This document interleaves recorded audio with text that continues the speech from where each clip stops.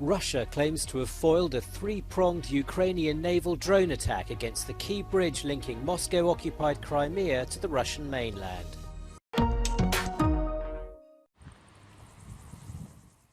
Russia's defense ministry claims to have foiled Ukrainian naval drone attacks on a key bridge over the Kerch Strait. The bridge links Russia to Moscow-annexed Crimea. It said on Saturday morning the bridge was closed temporarily for the third time in a year. The Russian military report claimed one naval drone was destroyed late on Friday and two others early on Saturday morning. An explosion in October, which Russian authorities said was caused by a truck bomb, left 3 people dead. A further attack on the bridge in July, which killed a couple and seriously wounded their daughter, left a span of the roadway hanging perilously. The Russian Defense Ministry also said 2 Ukrainian drones were intercepted in its Belgorod region bordering Ukraine.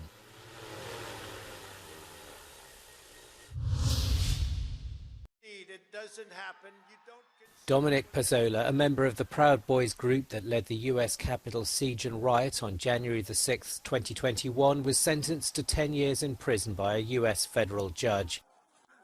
Passola smashed through a window to the US Capitol with a police riot shield, which paved the way for the first wave of pro-Trump protesters to storm into the building. The sentence came after Ethan Nordine, who led the Proud Boys during the riot, was sentenced to 18 years in prison.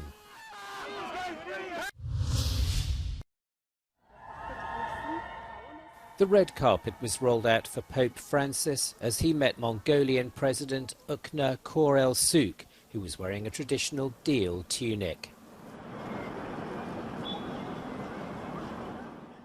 It's the first papal visit to Ulaanbaatar.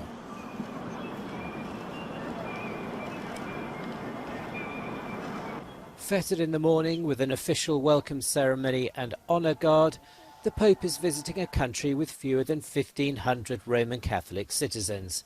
It's understood Catholics from neighbouring countries have travelled to be there for the Pope's visit.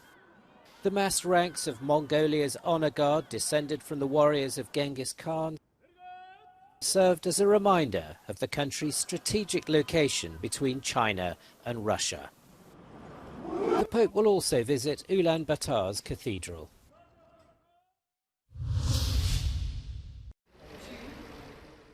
In Portugal, a 2-day conference addressing global issues is taking place in Estoril.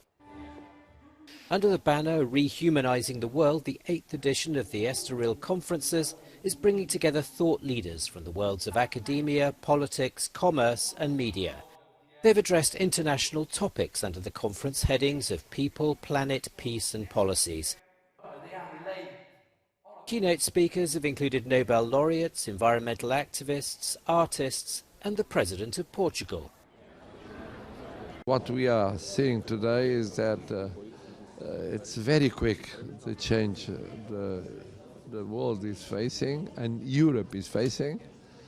And of course, so these conferences are more needed than ever. As the Estoril conference gathers momentum, participants are engaging in critical discussions regarding the future of our planet, epitomizing a need for change. Joan Bodinier for Euronews.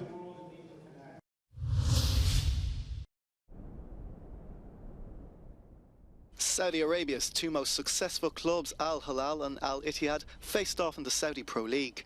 Euronews' Sam Ashu was in Jeddah for the game.